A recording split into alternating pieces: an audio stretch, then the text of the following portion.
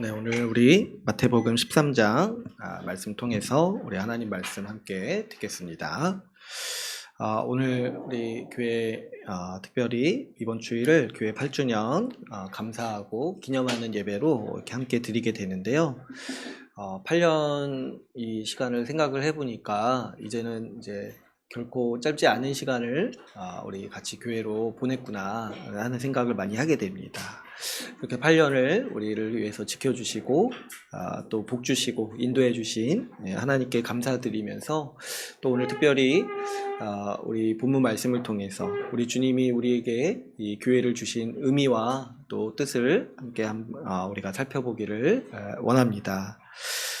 우리 오늘 우리가 살펴본 말씀은 이 천국에 대해서 예수님께서 가르쳐 주시는 말씀이죠.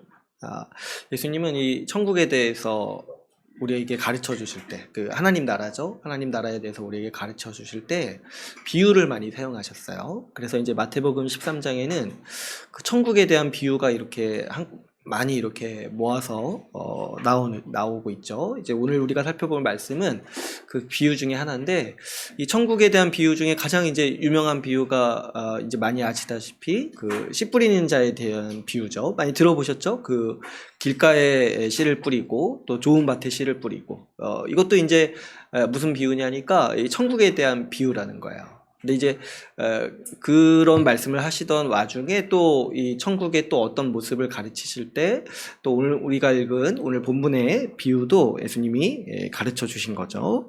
우리가 오늘 살펴볼 비유도 사실은 많이 유명하죠. 이 밭의 감추인 보화, 천국은 밭의 감추인 보화, 우리 어린이 찬양이 있잖아요. 그래서 언제 보니까 우리 애들도 그 찬양을 언제 부르던데 어디서 배웠나 봐요? 수련회 가서 배웠나? 근데 그 찬양 가사는 제가 보니까 좀 성경적이진 않은 것 같아요. 그 뒤에 보니까 땅 팔고 집 팔고 까지는 이해는 되는데 냉장고는 왜 파는 거지? 그죠? 땅 팔고 집 팔고 냉장고 팔고. 옛날에 지어진 찬양이라서 그런가?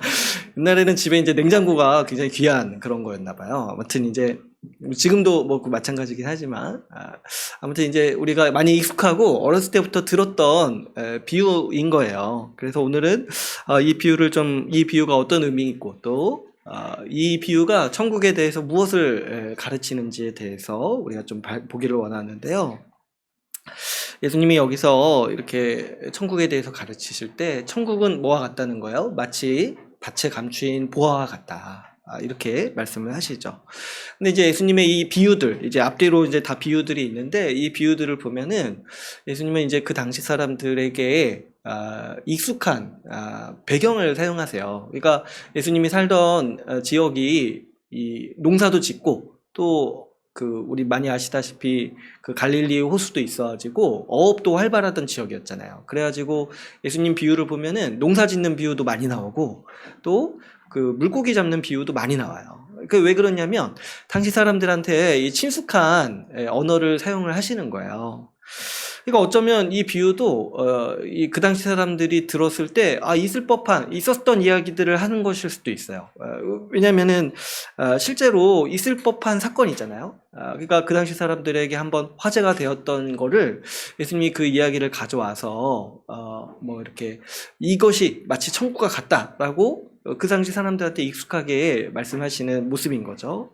우리도 이제 가끔 생각을 해보시면 이와 비슷한 이야기를 오늘날에도 우리가 듣잖아요. 그죠? 뭐 이렇게 누가 뭐 땅을 샀는데 갑자기 가치가 올라가지고 부자가 됐다거나 뭐를 샀는데 뭐 갑자기 이제 부자가 됐다거나 아니면 뭐 갑자기 뭐 상속을 받아서 부자가 됐다거나 이런 식의 비슷한 이야기들을 우리도 이제 종종 듣죠. 그러니까 이 얘기는 사실 이제 어떤 특별한 얘기가 아니라 그 당시 사람에게도 굉장히 익숙한 이야기고 아마도 이제 우리가 추측해 보건데 이런 사건이 예수님 당시에 실제로 있었을 수도 있죠.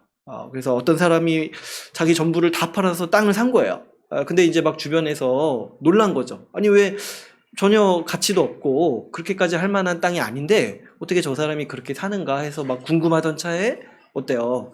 나중에 보니까 그 사람이 큰 부자가 되어서 나타난 거예요. 그래가지고 알고 보니까 그 밭에 보화가 숨겨져 있었다. 이런 것들이 사람들한테 막 이렇게 이야기되고 화제가 돼가지고 그 당시 사람들한테 화제가 됐던 이야기일 수도 있는 거죠. 근데 이제 예수님은 특별히 이 이야기를 가져오셔가지고 이 천국이 마치 그와 같다라고 우리에게 가르치시는 거예요. 그랬을 때 예수님은 분명히 이 이야기를 통해서, 이 비유를 통해서 천국에 대해서 우리에게 가르치시기를 원하는 건데요. 무엇을 우리에게 가르치시는 걸까요? 분명히 우리가 이제 이 말씀을 볼 때, 이게 이제 우리에게 부동산 투자를 권하는 말씀은 아니잖아요. 그죠?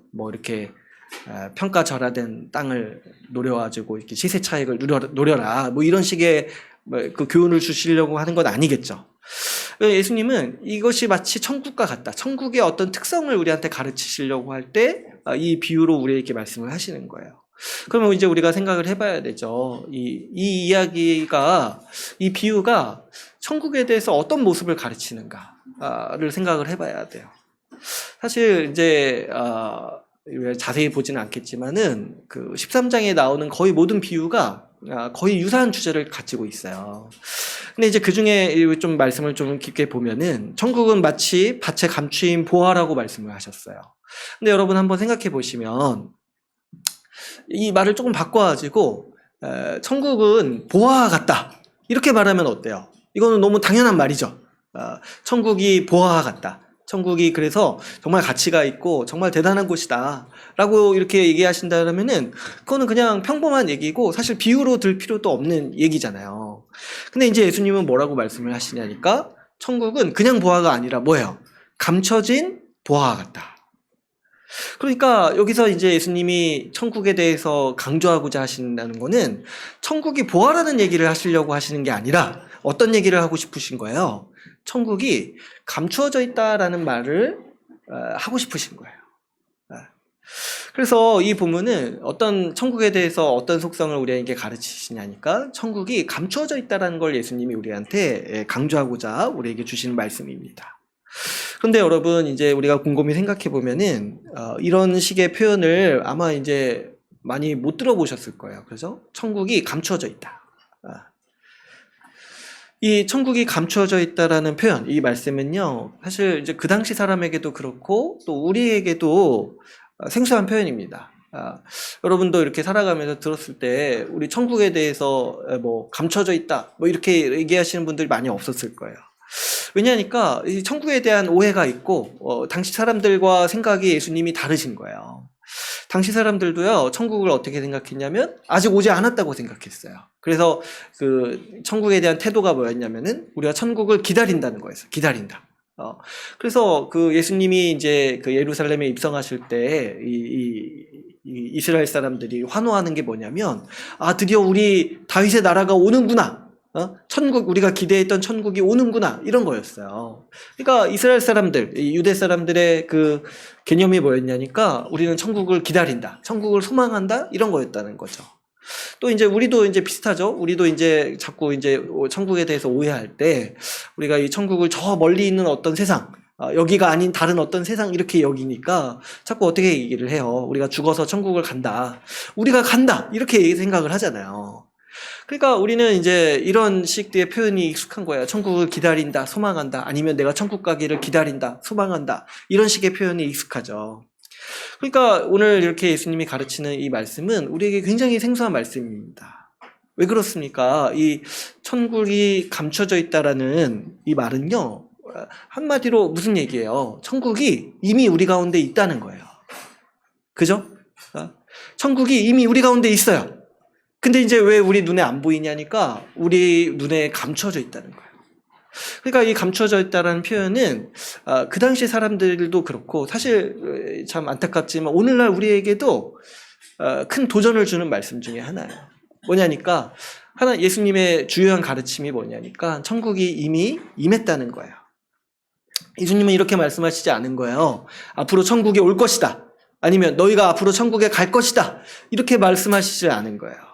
주님은 어떻게 말씀을 하시냐니까 천국이 이미 임했다, 이미 우리 가운데 있다 이렇게 말씀을 하시는 거예요. 그런데 단지 이 천국이 우리 가운데 있고 우리 가운데 시작됐는데 이 천국이 온 세상 사람들이 다 알듯이 막 홍보하고 이렇게 전단지 막 이렇게 보내고 막 이렇게 광고하듯이 임한 게 아니라는 거예요. 그렇죠? 여러분 우리 주변에 뭐 생기면 전단지 날라오고 광고 많이 하잖아요. 그죠? 근데 천국이 그렇게 임하지 않았다는 거예요. 천국이 어떤 방식으로 임했다는 거예요? 숨겨진 방식. 비밀리에 천국이 임했다라는 거예요. 그래서 이 예수님은 이 천국에 대해서 사실 이 천국의 비유에 대해서 말씀하실 때 주요한 주제가 이거예요. 이 천국이 감춰져 있다. 이미 시작됐는데 비밀리에 천국이 시작됐다. 뭐 홍보 같은 거 안 한다는 거예요. 광고 같은 거 안 하고, 그런데 분명한 사실은 뭐냐니까 천국이 이미 시작되었다는 거예요. 그래서 어떻습니까? 이 감추어진 천국에 대해서 예수님은 지금 이 비유를 통해서 얘기를 하시는 거예요. 그런데 여러분 이렇게 생각을 해보면 천국이 감추어져 있기 때문에 일어나는 한 가지 특이한 증상이 있어요. 특이한 현상이 있어요. 그게 뭐냐니까 어떤 사람은 그 감추어진 천국을 찾아내요. 어떤 사람은. 그래서 어떻게 해요? 지금 그 천국에 들어가서 지금 바로 그 천국의 복락을 누립니다. 오늘 우리가 읽은 이 비유에 등장하는 사람이 바로 이제 그와 같은 사람이죠. 그는 밭에 감추인 보화를 찾아냈어요. 그래서 그 보화를 얻기 위해서 자신의 전부를 다 팔아서 그 보화를 사고, 그래서 그 보화를 통해서 유익을 지금 누리고 있죠. 그런데 이 천국이 감추어져 있기 때문에 일어나는 정말 특별한 현상 중에 하나가 뭐냐니까 어떤 사람들은 그 천국의 존재를 지금도 모른다는 거야. 그래서 천국에 숨겨져 있는 그 밭을 보고도 그냥 지나갑니다. 또 어떤 사람들은 더 나아가서 그 밭을 폄하하기도 하죠. 뭐 가치도 없고 뭐 평범하고. 그래서 그 밭을 함부로 여깁니다. 뭐 지나가면서 뭐 이렇게 밭에 있는 것 좀 가져가기도 하고, 뭐 침도 뱉고, 뭐 노상방뇨도 하고, 뭐 옛날에 많이 그렇게 하잖아요. 그죠? 그 밭을 아주 그냥 그렇게 폄훼하면서 함부로 여기면서 지나가는 거예요. 왜 그러냐니까. 그런데 그게 어떤 태도예요? 천국을 그렇게 대한다는 거예요. 천국을. 이게 이제 우리 가운데 일어나는 예수님이 우리 가운데 가르쳐 주시고 또 잘 살펴보면 경고하는 말씀이기도 해요. 경고하는 말씀. 천국이 감추어진 모습으로 우리 가운데 이미 임했기 때문에 사람들이 천국을 대하는 태도가 이렇게 갈린다는 거예요. 어떤 사람은 그 천국이 있다라는 걸 알고 크게 기뻐하고 그 천국의 복을 이미 누리고 있지만은 어떤 사람은 그 꿈에도 모르는 거예요. 천국이 임했는지를 모르고 천국인지도 모르고 그 천국에 대해서 함부로 대하고 무시하고 멸시하면서 삶을 살아간다라고 예수님은 특별히 이 비유를 통해서 우리 가운데 가르치고 계시는 거죠. 그러니까 지금 예수님은 이 비유를 통해서 우리한테 천국을 가르치실 때 분명하게 가르치시는 게 뭐냐니까 천국이 이미 임했다는 거예요. 천국이 이미 시작되었다. 하나님 나라는 분명히 우리 가운데 있다라는 거예요. 근데 이제 한 가지 경고하시는 게 뭐냐니까 감추어진 모습으로 임했다.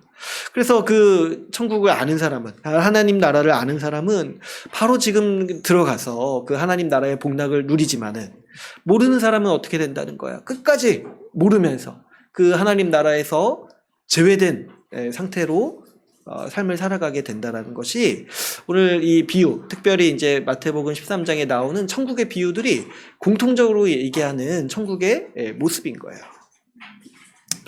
그래서 이 천국에 우리가 이제 하나님 나라에 대해서, 천국에 대해서 알을 때 예수님이 주요하게 가르친 것 중에 하나가 뭐냐면 천국이 이미 임했다는 건데 또 거기에 더 나아가서 오늘 본문의 말씀처럼 뭐예요? 감춰진 모습으로 임했다는 거예요. 감춰진 모습. 그렇다면은 예수님은 왜 이렇게 말씀을 하실까요, 여러분? 왜 좀 이렇게 하면 좋잖아요. 하나님 나라가 이미 임했다, 천국이 시작됐다라는 거를 아주 명시적으로 밝히시고 또 대대적으로 홍보도 하시고 또 이렇게 전단지도 이렇게 보내시고 뭐 우편도 보내시고 하면 좋잖아요. 근데 이제 그렇게 하지 않으시고 왜 예수님은 천국을 이미 시작하셨는데 그거를 감추인 방식으로 하셨을까?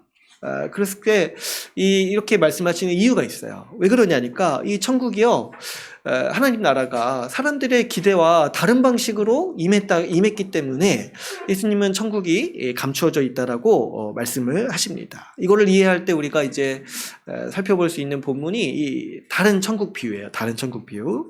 우리 마태복음 13장 18절에서 23절을 한번 볼까요?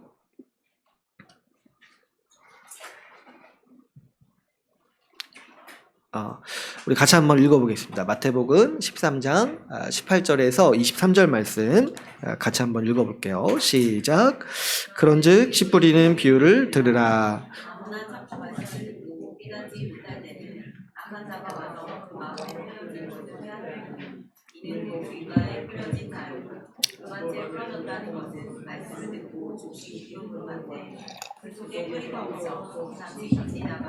말씀으로 말미암아 환난이나 박해가 일어날 때는 곧 넘어지는 자요.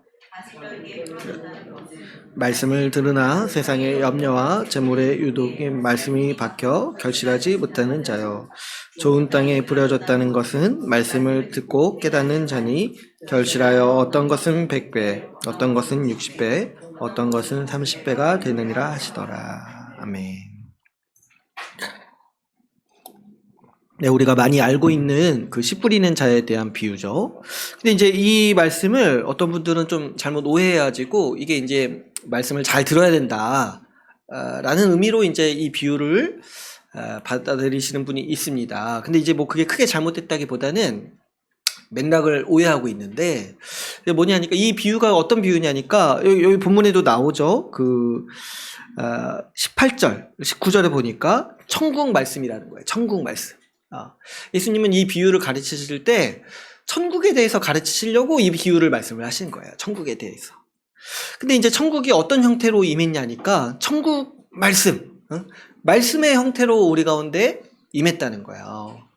그래서 어떤 사람들이 지금 그 천국에 들어가냐니까 말씀을 받아들여서 그 말씀을 받고 그 말씀을 깨닫고 그 말씀에 순종하는 자들이 30배, 60배, 100배의 결실을 맺는다. 이게 뭐냐니까 말씀을 듣고 믿는 자가 하나님 나라에 들어가서 그 나라의 모든 복락을 누린다라고 예수님이 이 비유를 통해서 가르치시는 거죠. 근데 반면에 어때요? 말씀을 듣고 받아들이지 않는 자는 그 나라가 임했는지도 알지를 못하고, 또 더군다나 어떤 사람도 있어요. 말씀을 들었지만 기쁨으로 받았지만은 끝까지 그 말씀을 지키지 않는 자, 끝까지 말씀을 믿지 않는 자들은 그 나라가 임했는지를 모른다는 거예요. 하나님 나라의 복락을 모른다는 거예요. 그러니까 이 씨 뿌리는 자의 비유도 어떤 이제 얘기를 하고 있는 거냐면 하나님 나라가 이미 임했다는 거예요. 근데 이제 이 비유는 어떤 식의 말씀을 하고 있어요. 하나님 나라가 하나님의 말씀으로 우리 가운데 이미 임했다라고 말씀하시는 본문이 바로 이 씨 뿌리는 자의 비유에 대한 예수님의 가르침인 거죠.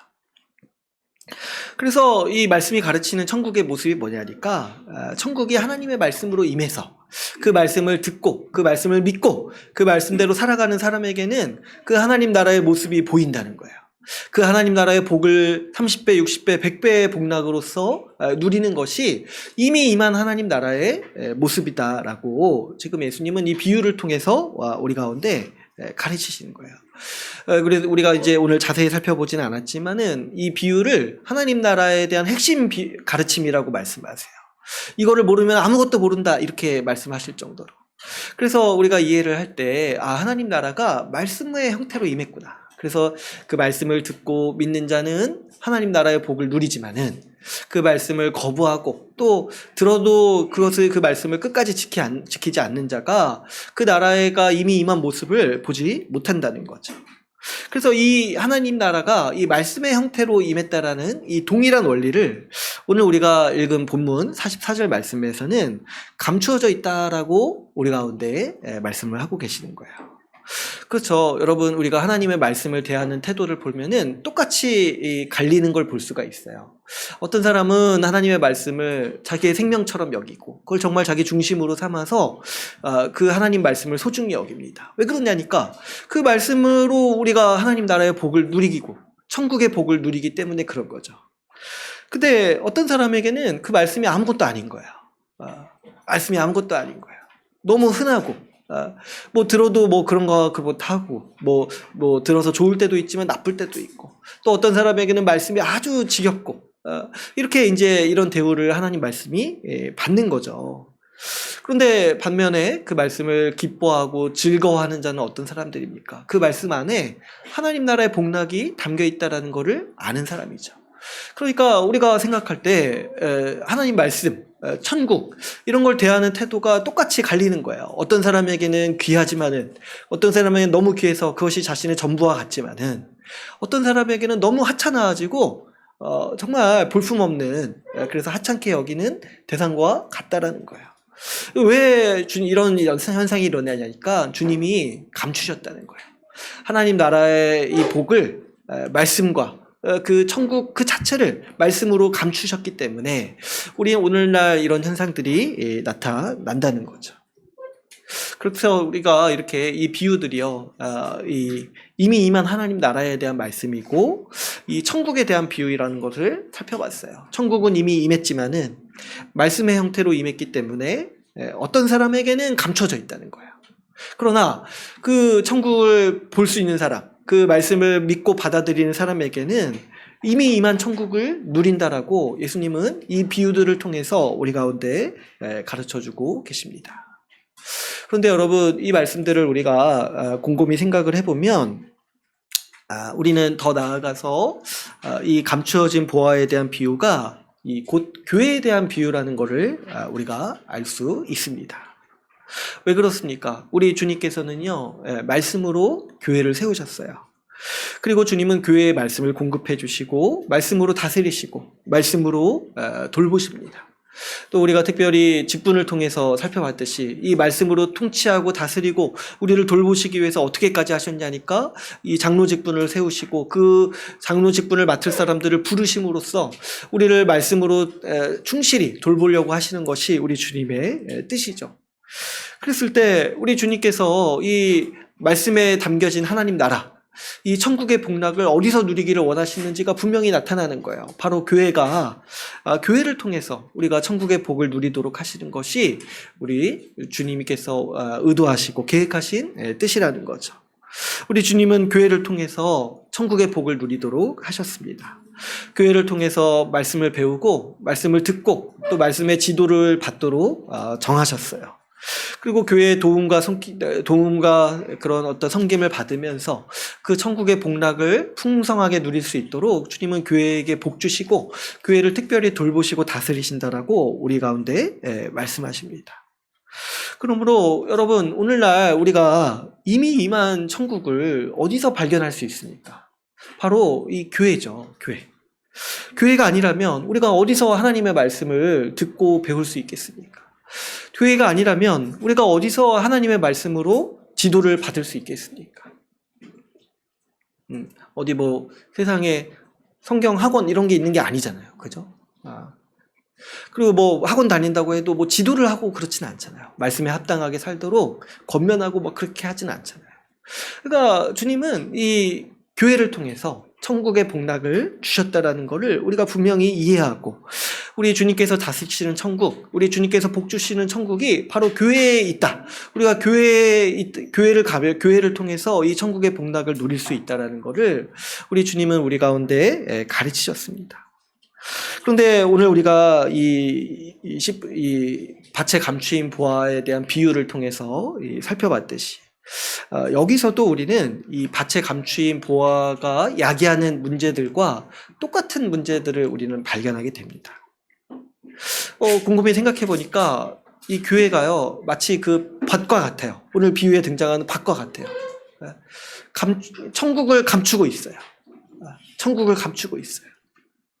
그래서 어떤 사람들은 교회에서 그 천국을 발견하고 기뻐하고 거기에 기꺼이 자신의 전부를 드리고 투자하고 자신의 그 모든 것을 다해서 교회를 위해서 살아갑니다. 그런데 어떤 사람들은 교회를 볼 때 그다지 중요하게 여기지 않아요. 어떤 옵션 정도로 여기는 것 같아요. 있으면 좋지만 없어도 크게 뭐 그렇게 조금 불편하지만 없어도 그렇게 크게 문제되지 않는 정도로 교회를 여기는 거죠. 더 나아가서 어떤 사람은 경시하기도 해요. 어떤 사람은 또 조롱하기도 합니다. 왜 이것밖에 안 되는가? 왜 이 정도밖에 안 되는가 하면서 비판하기도 하는 거죠. 그래서 마치 교회는 오늘 비유에 나오는 밭과 같은 취급을 받고 있어요. 그 가치를 아는 사람에게는 보화를 품고 있는 밭이라서 자신의 전부를 투자할 가치가 있다라고 여기지만은 그 가치를 모르는 사람에게는 그저 그 평범한 밭인 거예요. 밭.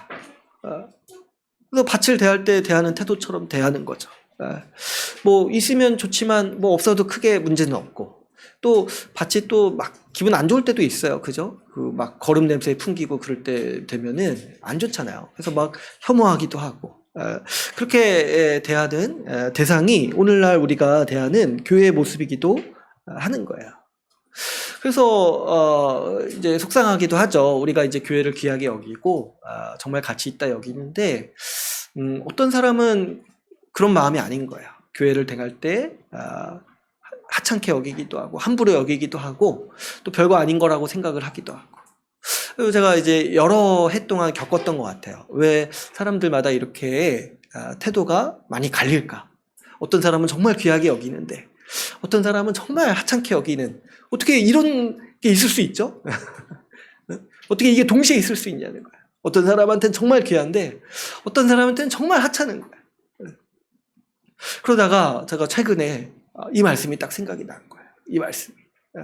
왜 이런 현상이 일어날까 했는데, 그것은 바로 교회가 천국과 같기 때문에 그런 거예요. 천국과 같기 때문에. 천국과 같기 때문에 오늘날 교회가 어떤 대우를 받냐니까 사람들이 천국을 대하는 태도 그대로의 대우를 받는다는 것이죠. 여러분, 천국이 감추어져 있듯이 참된 교회 역시 감추어져 있습니다. 왜냐하면 참된 교회 역시 말씀으로 존재하고 말씀으로 세워져 가고 말씀으로 자라기 때문입니다. 그런데 이 하나님의 말씀은요, 과거에도 그랬지만 오늘날에도 그다지 인기 있거나 눈에 띄는 수단이 아니에요.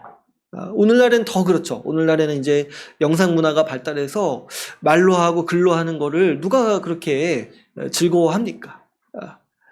오늘날에도 역시 고대도 마찬가지였지만 오늘날에도 사람들은 화려함을 원하고 규모를 원하고 눈에 보이는 능력을 원하고, 또 오늘날 같이 이 자본주의 가치가 아주 맹위를 떨치고 있는 시대에는 규모가 큰 것을 선하다고 여기고 안전하다고 여겨요. 그래서 큰 예배당, 많은 사람, 그리고 뭐 이렇게 화려한 무대, 이런 것들을 통해서 우리가 하나님의 은혜를 느낀다, 경험한다, 이렇게 생각하는 것이 오늘날 우리 가운데 많은 사람들이 갖고 있는 개념입니다.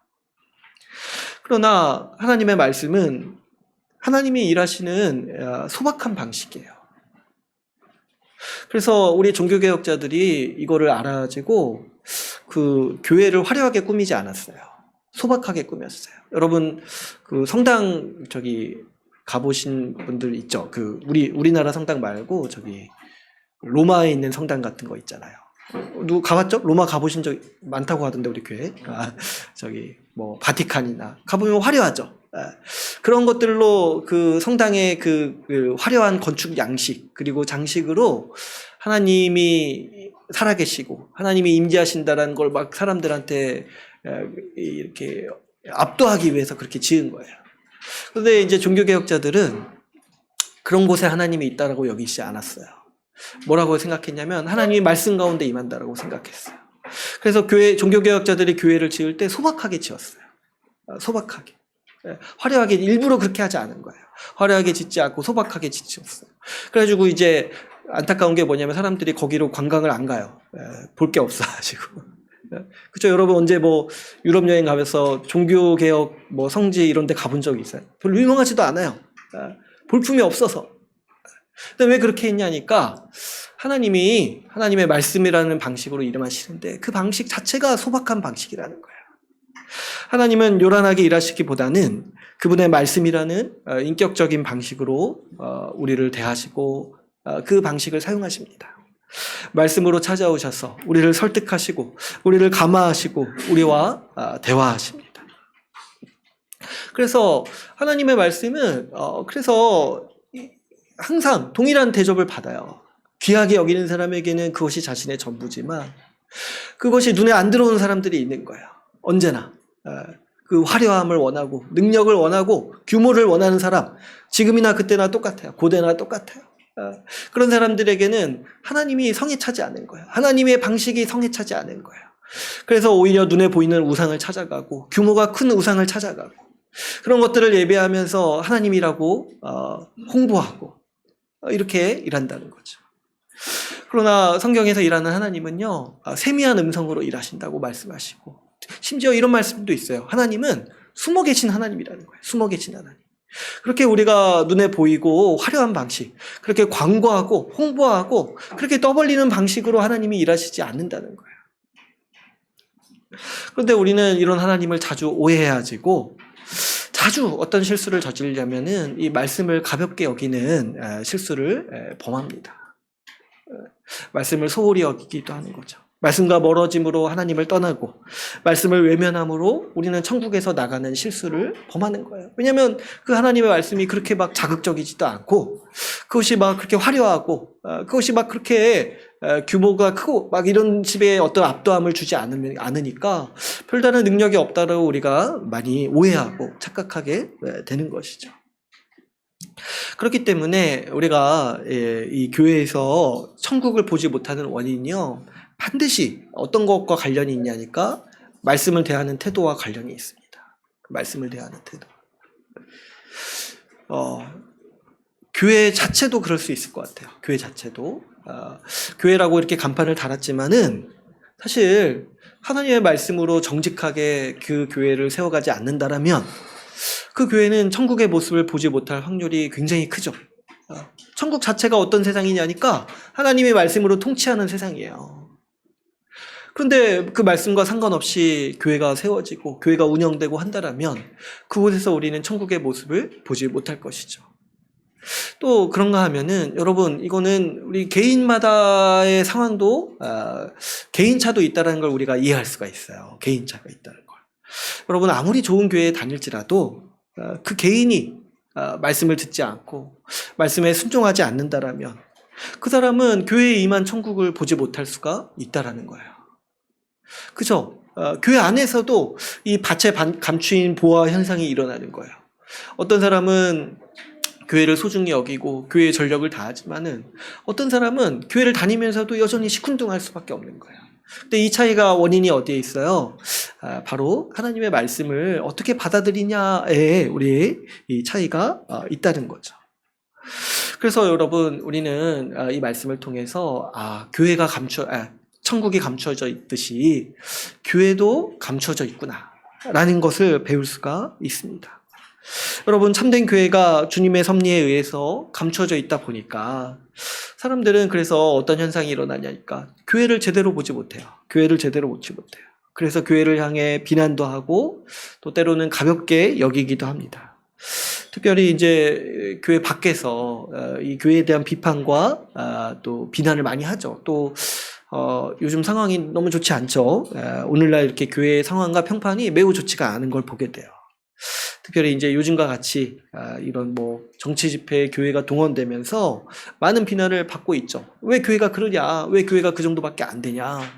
교회가 정말 너무하다. 이런 식의 비난과 또 오해를 많이 받습니다. 너무 가슴이 아픈 일이죠.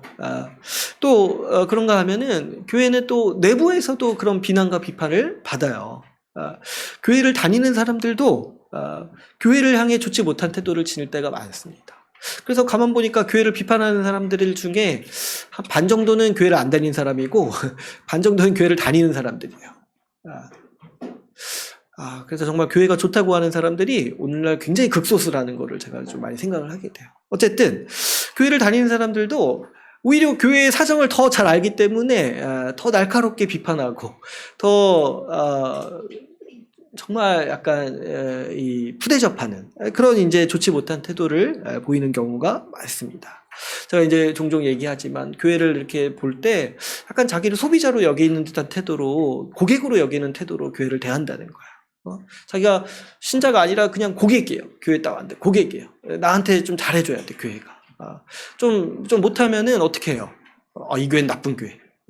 그래서 어떻게 합니까? 컴플레인하거나 나가거나. 불평불만으로 입삼거나 평가하거나 요구하거나 이런 식의 태도를 이제 보인다는 거예요.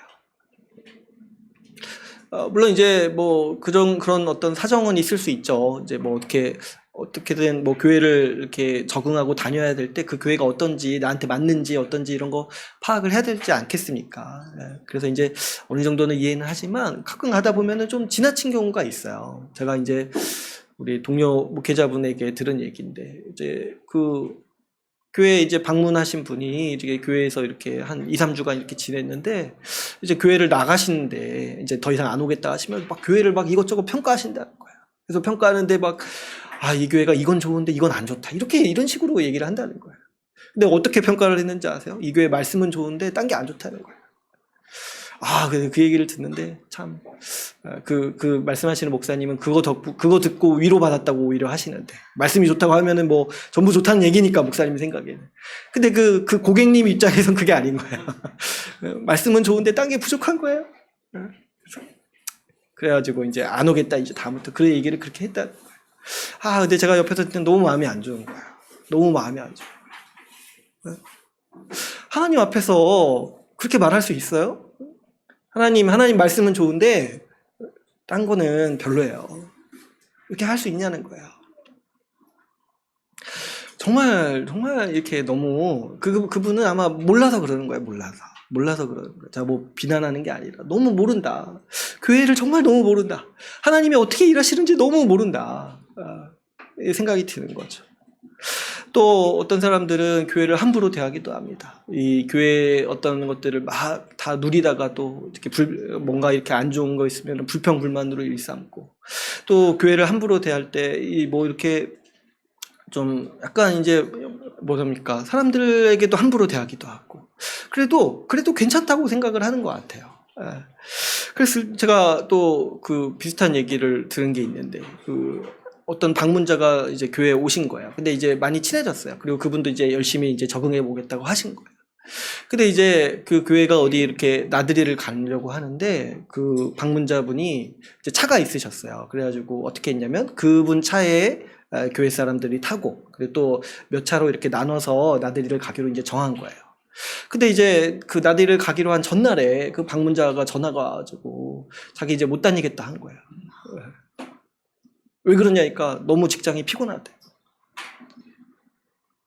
근데 이제 목사님이 너무 그래서 알겠다 하는데, 막상 닥친 게 뭐예요?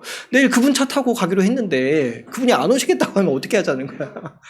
아, 제가 그 얘기를 듣는데, 진짜 너무하다. 근데 이제 또 그분이, 그러니까 직장에서 또 열심히 하시는 분이라는 거예요. 직장에서는 그렇게 행동 안 할 거 아니에요. 직장에서 뭐 내일 뭐 맡은 일이 있는데 갑자기 딱 전화해서 내일 못 가겠습니다 이렇게 하냐는 거예요. 근데 어떻게 교회한테는 그렇게 하나 이렇게 해놓고 약속을 그렇게 안 지키면서 그래도 된다는 듯이 얘기를 하냐는 거예요. 그래서 참, 우리 교회 얘기는 아니지만 제가 너무 감정이입을 해야지. 들으면서 참 목사님 너무 힘드셨겠다. 근데 이제 듣는데 이렇게 제가 드는 생각이 뭐냐니까, 사람들은 마치 교회를 향해서 그렇게 해도 된다고 생각을 하는구나, 이렇게 생각을 하는구나. 교회는 다 받아줘야 된다고 생각을 하는구나. 그럴 수 있죠. 못 받아줄 게 뭐가 있습니까? 못 받아줄 게 뭐가 있어요. 얼마든지 이해하고 얼마든지 받아줄 수 있어요. 그런데 한 가지 제가 너무 안타까운 건 뭐냐면, 왜 교회를 그렇게 생각을 하냐는 거예요. 왜 그렇게 교회를 가볍게 여기냐는 거예요. 사람들은 그래도 괜찮다고 생각하는 경향이 있어요. 교회를 비난하고 욕해도 괜찮다고 생각을 해요. 심지어 교회 안에 있는 사람들도 교회를 향해 책임이 없다고 여기고 함부로 행동하도, 그래서 뭐 약속을 쉽게 어기고 책임을 쉽게 져버리고, 그러면서도 내 기분을 존중해야 되고, 그러면서도 뭐 이렇게 아무런 문제 없다라고 그렇게 생각하는 태도로 교회를 대해요. 그랬을 때 참 너무 속상하죠. 너무 속상하고, 또 더불어서 이 최근에 이렇게 뭐 교회에 대해서 좀, 교회가 이렇게 굉장히 정치적으로 안 좋은 일들을 하면서 교회 위신이 땅에 떨어지니까 오히려 이런 주장들, 이런 이제 어떤 비판과 비난들이 지금 굉장히 난무하는 거예요. 지금 유튜브를 봐도 막 그런 콘텐츠가 많이 올라더라고요. 교회는 도대체 왜 이러는가? 그 막 사회학자들이나 역사학자들이나 나와가지고 한국 교회 도대체 왜 이러는가? 이렇게 하는 거예요. 그러니까 참 얼마나 속상한지 모르겠어요. 얼마나 속상한가. 얼마나 속상하고 참 저는 교회를 소중히 여기는 사람으로서 참 너무 마음이 아픈 거야. 교회 밖에서도 비난받는데 안에서도 대접을 못 받고 이런 것들을 보면서 참 속상하다. 그러다가 제가 이 말씀을 묵상하면서 큰 깨달음을 얻고 위로를 얻었어요. 뭐냐니까 여러분, 사람들이요 교회를 비판하고 과도하게 비난하고 또 함부로 여기는 이유는요, 바로 이 본문의 말씀처럼 교회가 있기 때문에 그런 거예요. 천국과 마찬가지로 교회도 감추어져 있기 때문에 그렇습니다. 그래서 사람들은 교회의 진면목을 보지 못하고 교회를 함부로 대하기 마련이라는 거예요. 보화를 감추고 있는 밭에 사람들이 그 보화를 보지 못하니까 밭에다가 침도 뱉고 노상방뇨도 하고 쓰레기도 버리죠. 교회도 마찬가지입니다. 천국을 품고 있는 교회인데 그 천국을 보지 못하니까 교회를 함부로 대한다는 것을 이해를 하게 됐어요. 그러나 여러분, 우리는 그와 다른 태도를 보이는 사람을 오늘 본문에서 발견하게 됩니다. 오늘 본문에 나온 사람은 밭에서 숨겨진 보화를 발견한 뒤에 돌아가서 자기의 소유를 다 팝니다. 그리고 지체하지 않고 그 밭을 삽니다. 그랬을 때 여러분, 이 사람이 하는 행동을 보세요. 이렇게 하는데 뭐 억지로 하거나 주저하거나 그렇게 하지 않습니다. 뭐라고 말씀하고 있습니까? 기뻐하면서 그 일을 했다는 거예요. 기뻐하면서. 내가 막 하기 싫은데 내가 막 억지로 이렇게 하지 않죠. 기뻐하면서 했다는 거예요. 왜 그래요? 자기의 모든 것을 다 팔아서 그 밭을 사는 것이 훨씬 큰 이익이라는 걸 이 사람이 누구보다도 잘 알잖아요. 오히려 그걸 안 하는 게 어리석은 태도죠.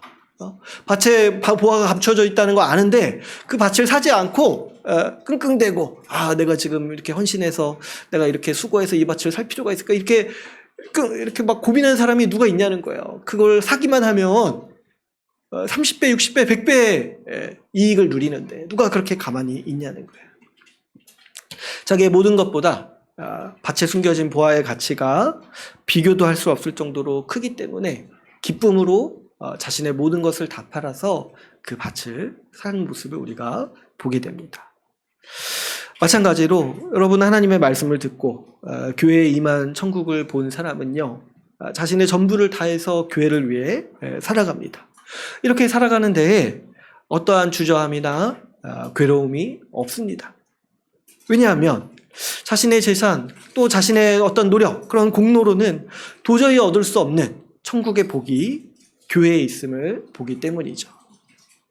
그러므로 이 교회를 기뻐하고 소중히 여기는 마음이 그 중심에 있어요. 이 교회를 위해서 헌신하고 자신의 것을 다 바쳐서 그렇게 하지만은 어떤 권리의식을 가지는 것이 아니라 그 더 소중히 여기고 더 하려는 마음들이 그 마음 중심에 있는 거예요. 이것이 뭐냐니까 교회 안에 감춰진 천국의 모습을 본 사람의 당연한 모습인 거죠. 여러분, 오늘날 우리도 하나님 말씀으로 하나님 나라가 천국이 교회에 있다라는 것들을 보고 듣고 믿었다라면 여러분, 오늘날 우리도 이와 같은 태도가 우리 가운데 있어야 할 것으로 믿습니다. 감사하게도 우리 주님께서 우리 주님이 숨겨놓으신 것을 발견할 수 있는 그런 안목과 겸손함을 우리에게 주셨어요. 주께서 우리에게 주신 큰 복이 뭐냐니까 교회를 통해서 하나님 나라를 보게 하시고 누리게 하신 거죠. 우리는 교회에 하나님 나라가 임했다라는 것을 믿었어요. 이게 얼마나 큰 복인지 몰라요. 주님이 이미 주신 천국, 감춰진 교회를 우리도 모르고 살 뻔했잖아요. 여러분, 이렇게 평상시에 이렇게 안목이 좋으셨어요? 이렇게 물건 사면 주변에서 잘 샀다고 칭찬하고 땅 보는 안목 이런 거 있으셨어요? 우리 같이 이렇게 잘 못 보는 사람들인데도 주님은 어떻게 우리의 눈을 뜨게 하시고 우리의 마음을 열어주셔서 하나님 나라 천국이 교회에 임했다라는 것을 믿고 받아들이도록 하는 그런 하늘의 안목을 우리 가운데 주신 거예요. 이런 영적 안목을 주셔서 천국을 교회에서 누릴 수 있도록 우리 가운데 복을 더하셨습니다. 그래서 우리가 지난 8년의 시간을 저 개인적으로도 돌이켜보면 하나님께서 천국을 교회에 주셨다는 이 말씀, 이 진리를 믿고 살아온 시간이었다. 그렇게 생각이 듭니다. 이걸 믿었기 때문에 처음 시작할 때 우리 교회 이름도 주의 나라 교회, 원래 하나님 나라 교회라고 지어야 되는데 5글자는 좀 심한 것 같아서 4글자, 주의 나라 교회. 3글자도 생각이 나요. 주나라 교회 이렇게 또 했어도 괜찮았을 텐데. 어쨌든 주님의 교회, 주님이 세우신 주의 하나님의 나라 교회, 이렇게 우리가 생각을 했던 거예요. 이 교회를 통해서 천국을 누리자. 이 교회를 통해서 주님 주신 천국을 우리가 더욱더 복되게 누리자 하는 마음이 있었다는 거죠. 이렇게 생각을 해보니까 정말 노력하고 그동안 이제 힘썼다. 저뿐만 아니라 많은 분들이 또 특별히 그렇게 헌신했죠. 그랬을 때 뭐 이렇게 성숙하지 못해가지고 힘든 시간들도 있고, 지금도 이제 어떤 문제들은 좀 막막할 때가 있어요.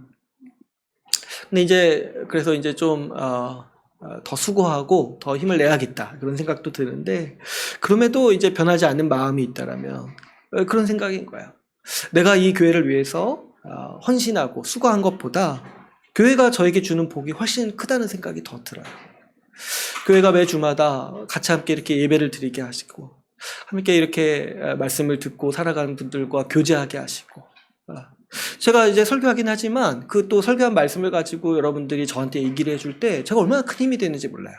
저는 또 그 말씀이 마치 설교처럼 들려요. 설교처럼. 하나님이 나에게 이렇게 말씀을 하시는구나, 그렇게 들려요. 또 이렇게 함께 돕고 협력하면서 살아가는 삶이 얼마나 또 기쁘고, 또 이렇게 하나님의 아이들도 많이 주셔서 이 아이들이 자라는 모습을 또 보게 되는 것도 큰 복이고, 함께 삶을 이렇게 나누고 시간을 함께 나누고 함께 이렇게 살아갈 수 있다는 게 얼마나 큰 복인지 모르겠어요. 그래서 제가 제 자신을 살펴봐도 그런 마음이 정말 전혀 없더라고요. 내가 교회를 애썼다, 교회를 위해서 애썼다, 수고했다, 이만큼 애썼다, 이런 마음이 저에게 없어요. 그래서 제가 가만 보니까 어디 가서 제가 개척했다 이런 말도 잘 안 해요. 제 마음 가운데 내가 교회를 위해서 수고했다라는 마음보다는 내가 교회를 통해서 복 받는다는 마음이 더 크다는 거를 제가 생각을 하게 돼요. 수고한 거 이상으로 더 큰 복을 누리니까 내가 수고해서 이런 복을 누린다는 기분, 그런 생각이 전혀 잘 안 드는 거죠. 그런 면에서 제가 이 비유를 통해서 새로운 차원을 발견했는데, 뭐냐니까 우리가 어쩌면요 교회를 세워가는 게 아닐 수도 있어요. 뭐냐면 어쩌면 이미 주님이 주신 천국을 발견해가는 과정일 수도 있겠습니다. 그래서 날마다 해가 더할수록 더 천국의 복락을 누리고 더 천국의 복락을 풍성히 누리게 되는 모습을, 그런 복을 우리가 지금 누리고 있는지 모르겠어요. 사랑하는 여러분, 우리 주님께서 우리에게 믿음 주시고 이 복 주신 은혜가 큽니다. 우리가 이 교회를 통해서 천국으로 누리게 하시고 이 천국으로 교회를 믿고 보았다라면은 우리 가운데 이 마음이 더 커져가기를 바랍니다. 이 교회를 더 소중히 여기고, 그래서 내 것을 드리는 데 있어서, 내가 이 교회를 위해서 살아가는 데 있어서 아무런 주저함이 없고 오히려 더 기뻐하는 마음이 커지기를 우리가 같이 함께 바라보고 소망했으면 좋겠어요. 밭에 감추인 보화를 볼 수 있는 복을 주신 우리 주님이 얼마나 큰 복을 주셨는지를 모르겠습니다. 그랬을 때 여러분, 우리가 지금 이 비유를 잘 생각해보고, 우리 이 밭에 감추인 보화, 우리도 모르고 살 수 있었는데 이 모르게 살게 하지 않으시고 이 복을 누리게 하시고 발견하게 하신 복이 크다는 것을 우리가 평생 안고 살아갑시다. 그래서 앞으로 이제 9주년, 10주년 했을 때 더 좋아진 교회, 더 풍성한 교회, 더 천국을 닮아가는 교회, 감춰진 천국이 조금씩 더 드러나는 교회를 우리가 소망하기를 바랍니다. 그랬을 때 우리가 좀 더 수고해야 될 것이 있다고 생각해요. 뭐냐니까 여러분, 아직 교회를 보지 못하는 사람들을 도와야겠다, 이런 생각이 듭니다. 오늘날 이렇게 교회가 비난받고 또 교회가 많이 지탄을 받고 있는 사람들, 이런 상황에서 얼마나 더 많은 사람들이 교회를 오해하겠습니까?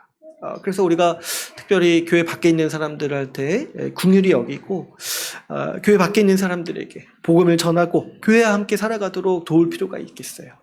천국이 이미 시작되었는데 아직도 모르는 사람들은 너무 많은 거야. 아직도 예수님이 이 말씀을 하신 지가 2000년이 지났는데 아직도 이 말씀의 의미를 몰라요. 감춰져 있다니까 진짜 감춰져 있는 줄 알아요. 아직까지. 그게 아니죠. 우리한테는 드러내신 거예요. 우리한테는 드러내신 거예요. 그랬을 때 여러분, 우리가 천국이 이미 임했는데 이거를 우리한테 홍보를 맡기신 거예요. 우리한테. 예수님이 뭐 이렇게 광고지 돌리고 그렇게 하신 게 아니라 너희가 가서 전하라는 거야. 감춰진 천국을 너희가 가서 전해라고 우리 가운데 맡기신 겁니다. 우리가 교회를 모르고 또 이미 천국이 시작되었는지 모르는 사람들을 안타깝게 여겨야 되지 않겠습니까? 우리가 그런 사람들을 향해 가서 정말 새로운 삶이 있다라는 거를, 천국이 있다라는 거를 우리가 전하고 또 수고해서 그렇게 할 필요가 있겠습니다. 또 그뿐만이 아니죠. 제가 아까도 말씀드렸지만은 이거는 개인차도 있는 거예요. 개인차. 교회 안에 천국이 있다 없다 이거를 누리는 것이요, 개인차가 있어요. 그래서 사실 교회 안에서도 아직 연약하고 또 아직 말씀에 부족한 분들이 아직 모를 수가 있는 거예요. 그랬을 때 그런 거 가지고 좀 답답하게 여길 필요도 없는 거예요. 이거는 교회가 마땅히 받아야 되는 대우인 거예요. 모르는 사람은 끝까지 모르고 아는 사람은 아는 거예요. 그랬을 때 우리가 교회 안에 있는 지체들, 또 새로 오는 지체들을 향해서도 조급해하지 말고 그 사람이 말씀을 듣고 받아들일 수 있도록 도와야 돼요. 여러분, 말씀을 붙들어야 됩니다. 교회 안에 있는 누구나 말씀에서 멀어지는 순간 하나님 나라의 봉당에서 멀어지는 거예요. 말씀에서 멀어지는 순간 천국이 감춰지는 거예요. 천국이 눈에 보이지 않는 거예요. 그래서 우리가 우리 자신으로도 이런 것들을 가볍게 여기지 말아요. 내가 말씀에 소홀하다, 요즘 좀 소홀하네, 이거를 가볍게 넘어가면 안 돼요. 이거는 정말 내가 지금 천국의 문을 닫고 있구나. 안에서 닫으면 괜찮은데, 그것도 나쁜 일인데. 밖에 나가서 닫고 있는 그런 이제 아주 위험한 행동을 하는 거예요. 그 자신도 그렇게 살펴야 되고, 또 특별히 우리 지체들 말씀에서 멀어지지 않도록 돕고, 그 말씀을 잘 듣고 붙들고 이해할 수 있도록 도와야 돼요. 특별히 우리 상황을 보면은 많은 분들이 바쁘고 분주한 상황이 있습니다. 또 직장 문제가 크고 또 아이를 키우는 그런 상황, 어린 아이를 키우는 그런 상황에서 저도 그러겠다 생각이 좀 들어요. 좀 힘들지 않겠나 그런 생각이 들어요. 그럴 때 우리가 그럴수록 좀 이런 것들 같이 돕고 협력해 가면서 한 사람도 말씀에서 멀어지지 않도록, 그래서 모두가 이 말씀을 깨닫고 이 감춰진 천국을 발견하면서 이 교회를 기뻐하면서 누릴 수 있도록, 그래서 이 교회를 통해서 하나님 나라를 누리는 그런 교회가 되고 우리 그런 지체들이 될 수 있도록 우리가 섬기고 도울 필요가 있겠습니다. 이제 오늘 말씀을 맺겠습니다. 오늘 우리가 이 예수님의 천국 비유를 통해서 천국의 아주 중요한 주제를 우리가 같이 함께 나누었습니다. 천국은 이미 임해서 우리 가운데 시작되었습니다. 우리 가운데 있습니다. 그래서 예수님 말씀하실 때 천국이 저기 있다, 여기 있다 말하지 말라고 했어요. 천국이 우리 가운데 있기 때문에 그런 거예요. 천국은 이미 임해서 우리 가운데 있습니다. 그러나 한 가지 예수님이 경고하신 건 뭐냐니까, 누구나 볼 수 있는 방식으로 임한 것이 아니라는 거예요. 믿는 사람, 말씀을 받아들이고 믿는 사람만 볼 수 있는 방식으로 이 천국이 우리 가운데 임했습니다. 그래서 주님은 천국이 감추어져 있다라고 우리에게 말씀하고 계십니다. 감사하게도 주님은 우리 같은 사람에게 복 주셔서 이 감추어진 천국을 교회를 통해 누릴 수 있도록 우리에게 8년 동안 인도하시고 또 붙드셨습니다. 여러분, 우리는 이 밭에 감추인 보화를 발견한 사람들입니다. 내가 산 땅 가치가 하락하고 여기저기 좀 못 벌어도 상관없어요. 그죠? 우리 밭에 감추인 보화를 발견했잖아요. 그런 우리가 기꺼이 기뻐하면서 우리의 모든 것을 다해 그 밭인 교회를 위해서 살아갑시다. 같이 함께 일구어 나가고 그 교회가 더 천국의 모습을 볼 수 있도록 우리가 서로가 서로를 돕고 협력하기를 원합니다. 그래서 해가 지날수록 우리가 이 교회를 통해서 천국의 기쁨을 누리는 주의 나라 교회가 되기를 간절히 소망합니다. 오늘 말씀을 마치고 같이 기도하는 시간 갖도록 하겠습니다.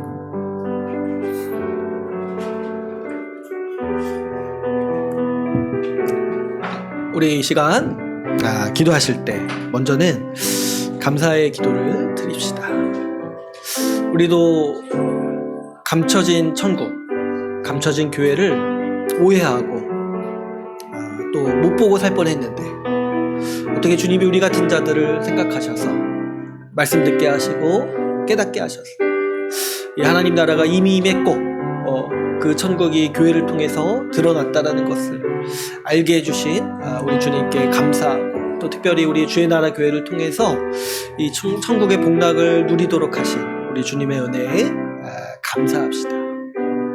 또 다음으로는 우리가 이 밭에 감추인 보화 같은 천국, 그 하나님 나라를 위해서 우리가 정말 힘을 다해서 또 기쁨으로 힘을 다해 살아갈 수 있게 해달라고 기도합시다.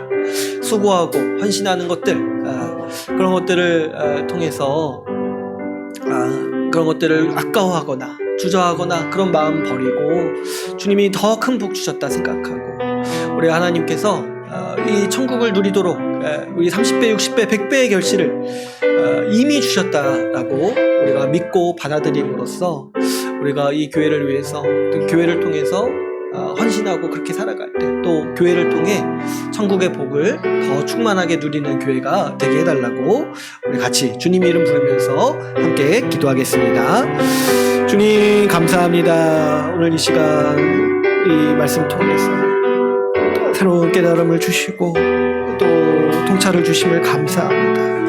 하나님 아버지 속상하고 또 아버지 답답할 때도 있었지만 이것이 주님의 섭리고 이것이 주님의 아버지 계획이고 뜻임을 알게 하여 주심을 감사합니다. 교회를 감추시고 어린아이와 같은 자들에게 이 교회를 보이시는 주님의 능력과 주님의 지혜가 참으로 크십니다.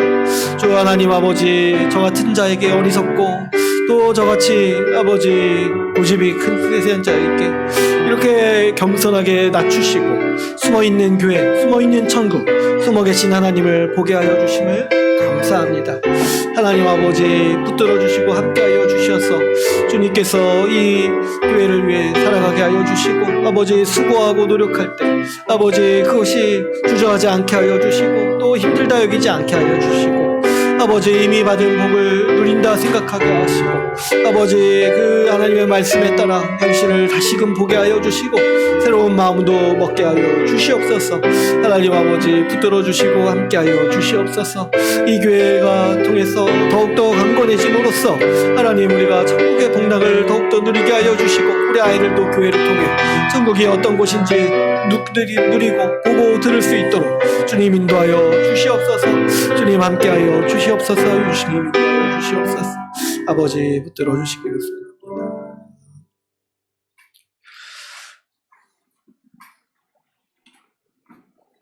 우리 오늘 같이 성찬을 나누도록 하겠습니다. 성찬 나누실 때 먼저 주기도문으로 식기도를 드리겠습니다. 하늘에 계신 우리 아버지, 아버지의 이름을 거룩하게 하시며 아버지의 나라가 오게 하시며 아버지의 뜻이 하늘에서와 같이 땅에서도 이루어지게 하소서. 오늘 우리에게 일용할 양식을 주시고 우리가 우리에게 잘못한 사람을 용서하여 준 것 같이 우리 죄를 용서하여 주시고 우리를 시험에 빠지지 않게 하시고 악에서 구하소서. 나라와 권능과 영광이 영원히 아버지의 것입니다. 아멘.